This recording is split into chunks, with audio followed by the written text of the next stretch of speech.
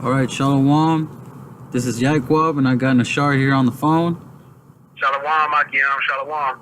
First off, I want to give all praise to YAHAWAH by YAHAWASHI. Double honors to the apostles and elders of Great Millstone, who teach and rule well. And salutations to the Akim scattered throughout the four corners of the earth, keeping his word in truth and sincerity. I just wanted to go into Isaiah chapter 19. We went over it a little bit on the last sit down I did with the brothers that just a few of the brothers that just crossed over. And I decided that maybe I should expound a little more on Isaiah chapter 19. If you want to start that off from the top, Nashar. Kind. This is Isaiah chapter 19, starting at verse 1. It says, "The burden of Egypt, behold, Yahawah rideth upon a swift cloud, and shall come unto Egypt again, or Egypt, and the idols of Egypt shall be moved at his presence, and the heart of Egypt shall melt in the midst of it." Gone, and that's talking about Yahawashi, because if you go to Revelation chapter 1 verse 7, it tells you that behold he cometh with clouds, and it tells you, it tells you that it's talking about Yahawashi in that chapter. You know what I'm saying? So that's how you know that this is an end time prophecy right here. That's right. Go ahead. Verse 2, it says, "And I will set the Egyptians against the Egyptians, and they shall fight everyone against his brother." Right. And it says, "And every one against his neighbor, city against city, and kingdom against kingdom." Yeah, man, and that's happening right now, man. Kingdom against kingdom, against every neighbor, his brother against his neighbor. You know what I'm saying? And the Egyptians against the Egyptians, man. Hey, you got Russia over there, beef over here beefing with the U.S. You got Syria.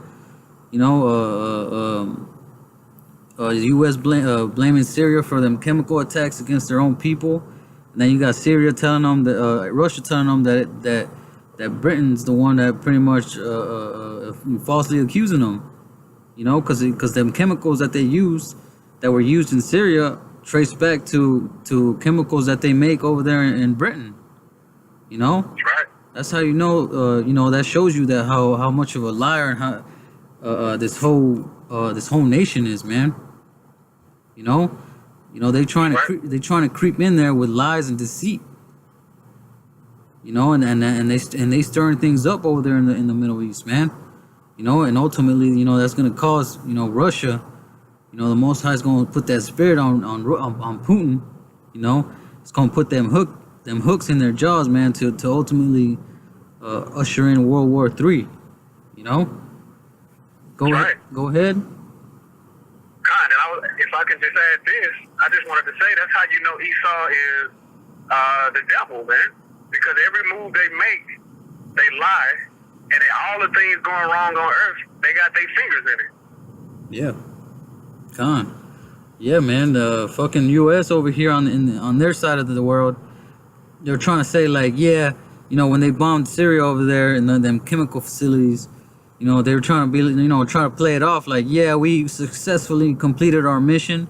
All our targets hit. But on the other side of the world, they're over here telling us that they're over there saying that they shot down most of them missiles. That air base that was targeted, it fully survived. It wasn't hit at all. Like out of 103, I believe, Tomahawk missiles that were launched, only like a handful of them really hit. Because they really got a really beefed up air defense system, man. That just shows you how much of a deceitful nation this is. Showing you that how these so-called white people are, man. Right. Go. If you want to continue on that. Kind. This is again Isaiah 19, finishing up verse 3. It says, "And the spirit of Egypt shall fall in the midst thereof, and I will destroy the counsel thereof. and they shall seek to the idols and to the chambers, or charmers rather, and to them that have familiar spirits, and to the wizards. Yeah, man, talking about these higher ups, man, because these higher ups deal with witchcraft, with familiar spirits and things like that, And that spirit of Egypt is talking about America, man, because America comes in the spirit of Egypt, of the Roman Empire, Sodom and Gomorrah. You know what I'm saying? If you want to get me real quick, Revelation chapter 8. Revelation chapter 11 verse 8. Because this was all prophesied in the Old Testament, man. Because America is coming in the spirit of Egypt. Sodom and Gomorrah, because everything that was going on back then is happening right now. Homosexuality, is running rampant. All them abominations, man, are back here today, mixed in one big cesspool, You got that in Revelations? Yes, sir. You said Revelation chapter 11, verse 8, right? Yeah, kind. Okay, I got it. This is Revelations chapter 11, verse 8. It says, and their dead bodies shall lie in the street of the great city. Yeah, the dead go ahead. Oh, it's like, now I was just going to say, and then, their dead bodies shall lie in the great city, talking about them Israelites that are in that dead state, in that dead mentality, zombies walking around, just consuming and, not really profiting anything, not really thinking about the Most High, anything that's going on in the Middle East, with world affairs. They just pretty much focused on their own minuscule lives, That's right. Go ahead. I'll read it again. It says, and their dead bodies shall lie in the street of that great city, which spiritually is called Sodom and Egypt. Yeah, man, that city that's spiritually called Sodom and Egypt, man. Because that spirit of Sodom and Egypt is in the U.S. right now. Like all the stuff that was going on in Sodom, it's happening 10 times worse here in the United States, man. And right.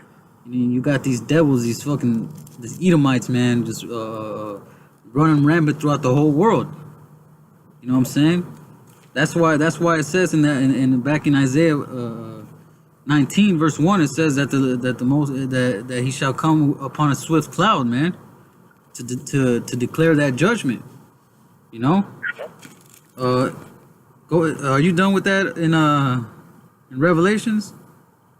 Pretty much. Yeah, that's pretty much. Yeah. If you want to go back in Isaiah 19. I got you out. Verse 4. This is Isaiah chapter 19. Actually, verse 4. Salaki, can you jump down to verse 14? I got you. Yeah. Jumping down to verse 14, it's Isaiah 19 and 14. The Lord hath mingled a perverse spirit in the midst thereof, and they have caused Egypt to err in every work thereof, as a drunken man staggereth in his vomit. Right. Verse 15, it says, neither shall there be any work for Egypt, which the head or the tail, branch or rush may do. Verse 16, it says, in that day shall Egypt be like unto woman, and it shall be afraid and fear because of the shaking of the hand of the Most High, which he shaketh over it. Yeah, man. Like the brother just read, in that day shall the Egypt be like unto a woman, and it shall be afraid and fear, man. Because when the Most High comes back to shake the earth, man, the United States, man, is going to be completely destroyed. The Most High is going to put that spirit on these other nations. We can maybe get some in Jeremiah, but pretty much the other nations are going to be, America's really how do you say, pretty much stirring them up, pretty much pissing them off to where they're gonna have to take America out, man, for all the shit that they keep doing, And if I can expound on verse 14, where it says it'll be a perverse spirit mingled in the midst thereof. Because what's going on in this earth today, man, is things that we've never saw, man. I mean, the things that the Lord has going on as far as that perverse spirit that's on the earth, it's crazy what's going on earth right now, man. There's so many things that's okay to be done in this society at the moment, man. You have men liking men, you got women liking women, you have men messing with little boys, you have men turning themselves into women, women turning themselves into men. Everything is completely upside down and in chaos. The society that we live in, man, at the moment is almost hard to live in as a righteous man. Right. Gone. Yeah, that's right. And right now, the Lord has this place about to pretty much vomit in its own drink, so to speak, metaphorically speaking. Because all the things that's going on, man, that cup is about to run it over, man. It's about to run it over, and Esau is going to have to deal with his judgment. This whole place is about to deal with nothing but judgment. It's judgment coming to this place. Gone. I got a real quick precept for you. This is Jeremiah chapter 50, verse 9. For lo, I will raise and cause to come against Babylon an assembly of great nations from the north country, and they shall set themselves in array against her. From thence she shall be taken. Their arrows shall be as a mighty exterman. None shall return in vain. You know, them arrows is talking about them thermonuclear ICBMs. You know, them intercontinental ballistic missiles, man. You know, they're gonna shoot them arrows. You know, like it says in the scripture, and none shall return in vain, man, because none of them are going to return empty. They all gonna hit their mark. You know, and then you know it's talking about America, because you know them arrows. You know how some arrows just going destroy a whole nation. You know, right? And we just read in Revelation chapter 11 that about the place spiritually called Sodom and Egypt. You know, right. You know that right. You know Babylon the Great, the daughter of Babylon. You know. That's right, brother. And the Lord is putting the spirit on these other nations to come against this place, man, to recompense His indignation on America, spiritually Sodom and Egypt. Because what the Lord is doing, man, the Lord has allowed these other nations to gang up with the beast, which is America, which is where Revelations was going into. And all these other nations are about to send that hatred this way.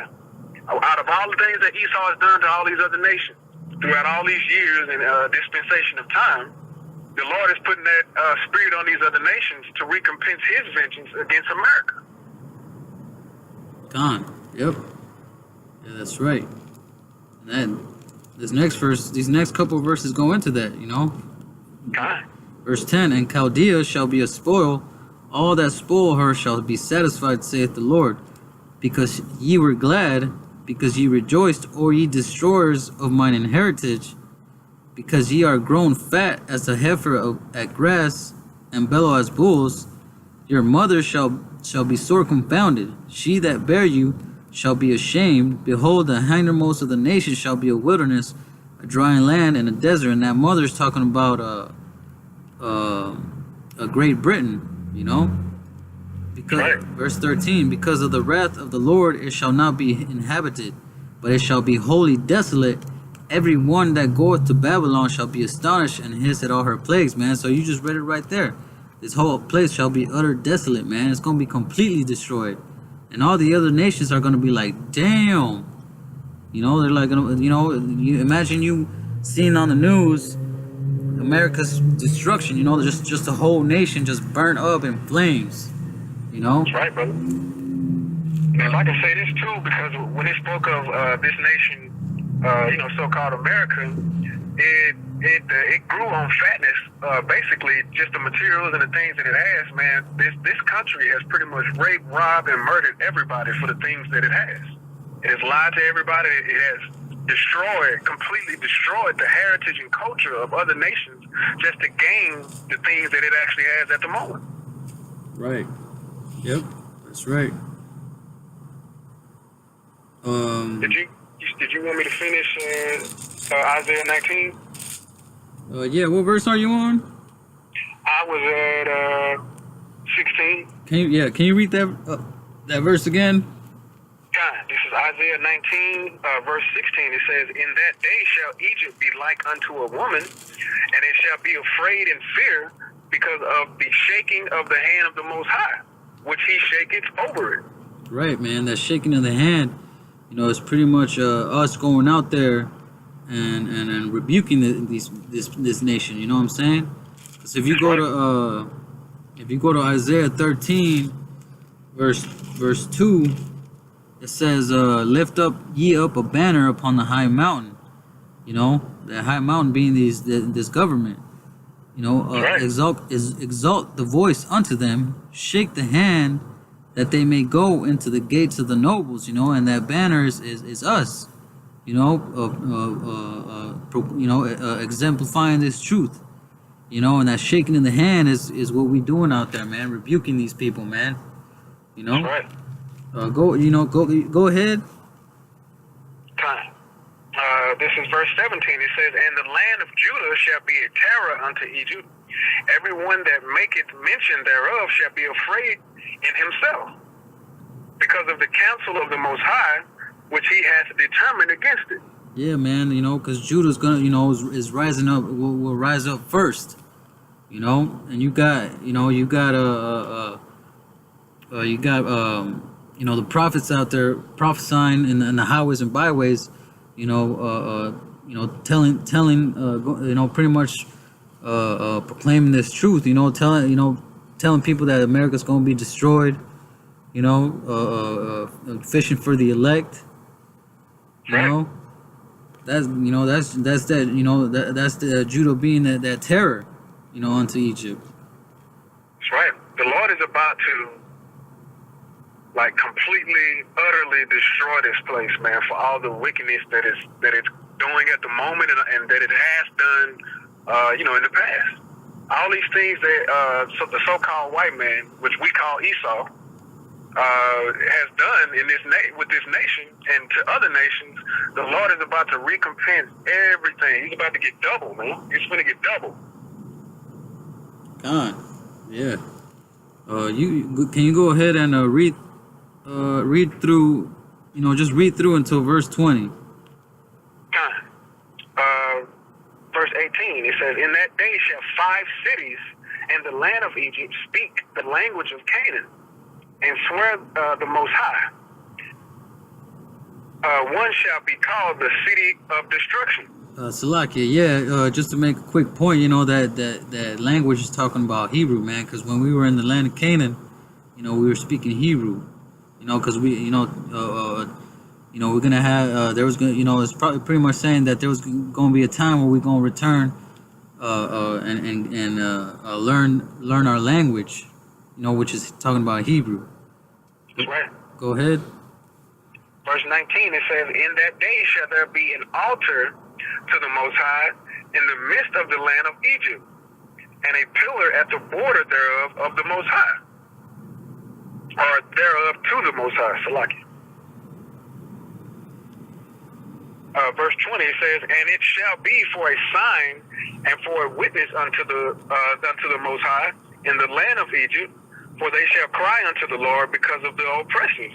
And that's kind of going in what we're talking about, because that's what we're doing now. We're pretty much crying out loud, trying to wake up the elect, giving judgment to the 2/3 of Israel, and also giving judgment to the rest of the nation. God. And it says, and I'll read it again, brother. It says, "And it shall be for a sign and for a witness unto the Most High in the land of Egypt," which is what we are. The Lord is using the elect, the chosen of Israel, to pretty much teach and judge at the same time. It's a good balance. It says, "For they shall cry unto the Most High because of the oppressors." And that's talking about the so-called white man. The so-called white man is oppressing Israel. He's oppressing us and our heritage. The things that we're supposed to be living by, he's taken that from us. He's completely brainwashed us as a nation. Half of us don't even know who we are. God. Yeah. He's completely oppressed us, and we're crying out. The elect is crying out. not the whole nation of Israel, but the elect of Israel is calling out. Right. And it says, and for they shall cry unto the Most High because of the oppressors, and he shall send them a Savior and a great one. He shall deliver them. Talking about YAHAWASHI. Yeah. You know what I'm saying? You know, because ultimately, you know, throughout the midst of this whole destruction, man, the elect are gonna be scarcely saved, man. You know, some are gonna have to die, you know, but some will be delivered by them chariots, man.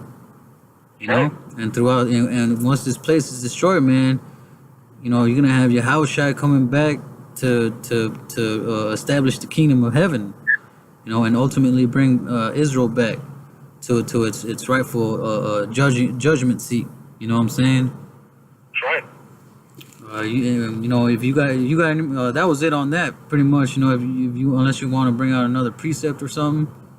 Well, I'll finish up this one last verse, verse 21. It says, and the Most High shall be known to Egypt and the Egyptians, because what the Lord is about to do to this place is going to be almost the same thing that he did to the Egyptians in that time of Exodus. All the things that the Lord did to the Egyptians to save Israel, it not only showed how powerful our Heavenly Father is, but it also showed us who to have faith in. And that's kind of what this verse right here is going into. It says, and the Most High shall be known to Egypt, and the Egyptians shall know the Lord in that day, and shall do sacrifice and oblation. Yea, they shall vow unto the Lord and perform it. Yeah, man. It's gonna be like, it's gonna be like it's gonna be an even greater deliverance, like it was from Egypt, you know.